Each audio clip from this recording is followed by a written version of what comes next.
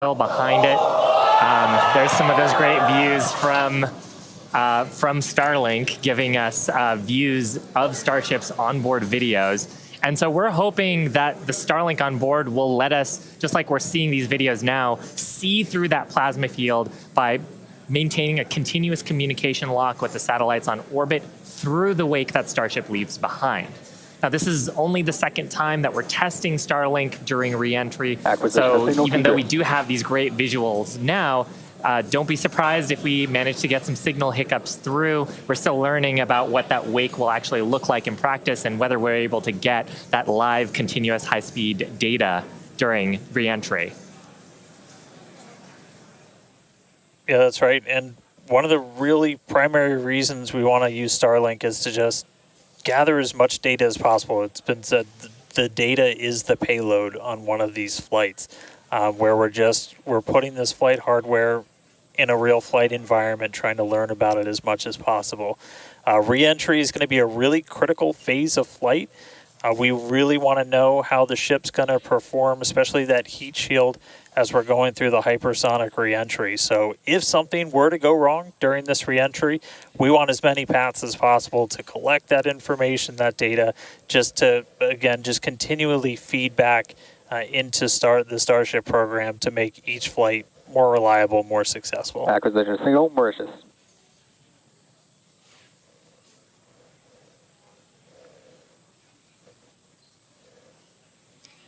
Now, if Starship manages to make it all the way through reentry, we'll collect valuable data on Starship flying through the Earth's atmosphere at hypersonic speeds, meaning more than 5, or at this point, will be more than 5 times the speed of sound. Now we're watching these live views, HD views by the looks of it, thanks to Starlink. You can see that the flaps there on the ship might be actuating.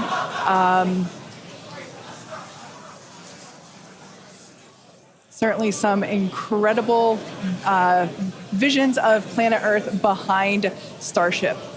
Now, we've already validated Starship's ability to fly and land at subsonic speeds. You might recall those suborbital flights from a few years ago, and we can see those flaps there.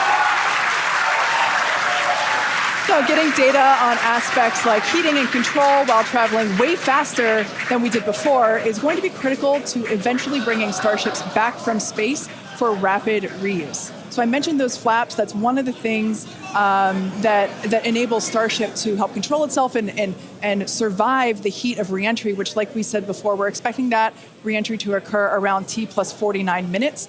So we're getting pretty close here. And what you're seeing here, it looks like the vehicle is sort of moving back and forth. Part of what you're also seeing is one of the cameras, this onboard view that we have, is on the end of a flap. Starship has front flaps and rear flaps in the vehicle. So we've got 4 of those.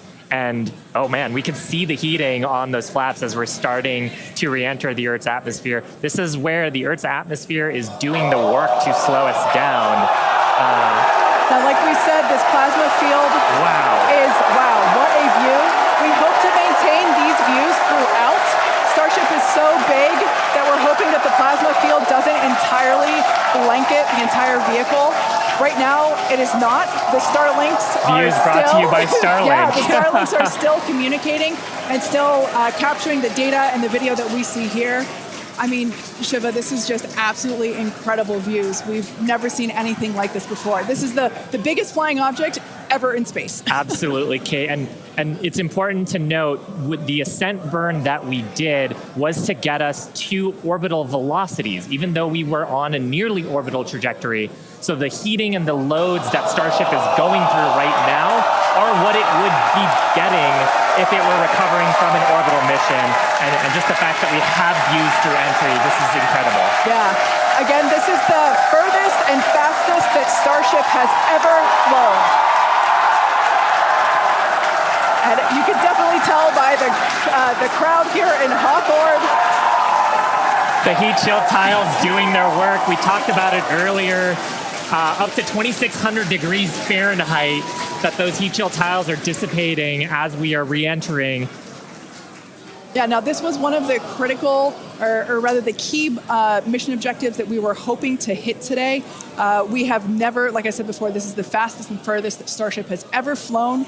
So this is the first time that we're getting to collect this reentry data and understand how these 18,000 hexagonal heat shield tiles are working together to protect the belly of Starship as it re-enters the Earth's atmosphere. Once again, the atmosphere is doing us a big favor here by... 80 kilometers altitude. The atmosphere is actually doing us a huge favor here by acting as a braking system for Starship as it re-enters the atmosphere. And that's part of the reason why the flaps are so important. We're using the body of Starship and the drag from the atmosphere to slow us down from orbital speed. But you want the vehicle to remain stable. You want those heat shield tiles pointed down so they can absorb the heat of the Earth's atmosphere.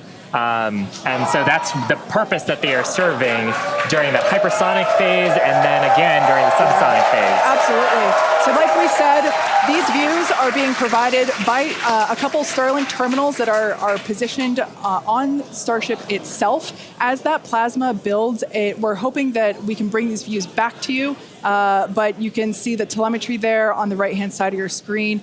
If you watch closely, you can see the speed decelerating. Again, that's the friction of the atmosphere resulting in this plasma field, or excuse me, the blanket that is potentially blocking the Starlink terminals right now. So we'll bring those views back to you if we get them. But right now, for those of you that have recently joined, Starship is currently re-entering Earth's atmosphere.